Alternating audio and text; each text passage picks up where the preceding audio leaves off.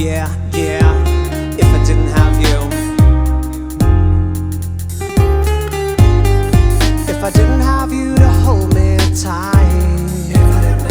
If I didn't have you to lie with at night.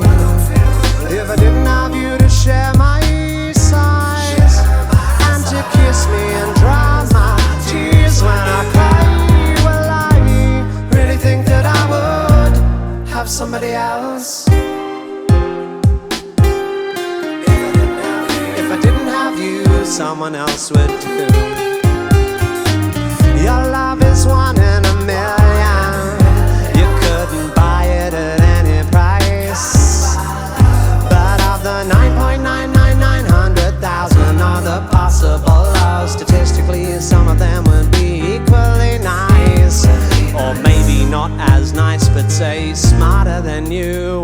Or dumber but better at sport. Or tracing, I'm just saying, probably have somebody else.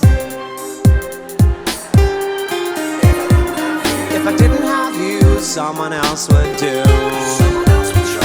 If I were a rich man, I guess I would be with a surgeon or a model or a rally of the Royals or a Kennedy or an infomaniacal exhibitionist heiress to a large chain of hotels.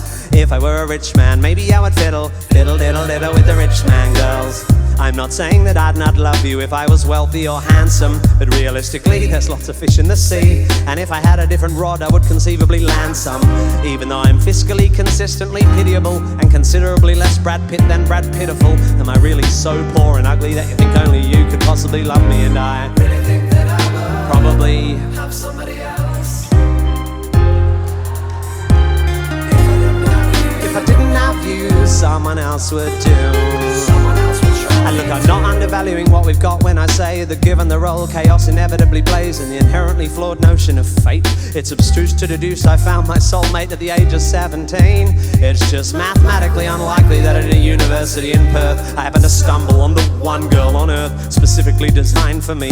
And if I may conjecture a further objection, love is nothing to do with destined perfection. The connection is strengthened, the affection simply grows over time, like a flower or a mushroom or a guinea pig or a vine or a sponge or bigotry or a banana. Love is made more powerful by the ongoing drama of shared experience and the synergy of a kind of symbiotic empathy or something. So I trust it goes without saying that I would feel really very sad if tomorrow you were to fall off something high or catch something bad. But I'm just saying, I don't think you're special. I mean, I think you're special, but you fall within a bell curve.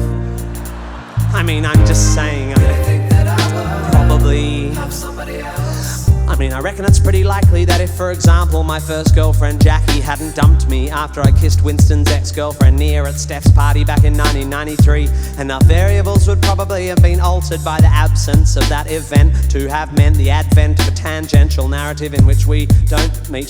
Which is to say, there exists a theoretical, hypothetical, parallel life where what is not as it is, and I'm not your husband and you are not my wife, and I am a stuntman living in LA, married to a small blonde Portuguese skier who, when she's not training, does abstract painting, practices yoga and brews her own beer, and really likes making home movies and suffers neck down alopecia.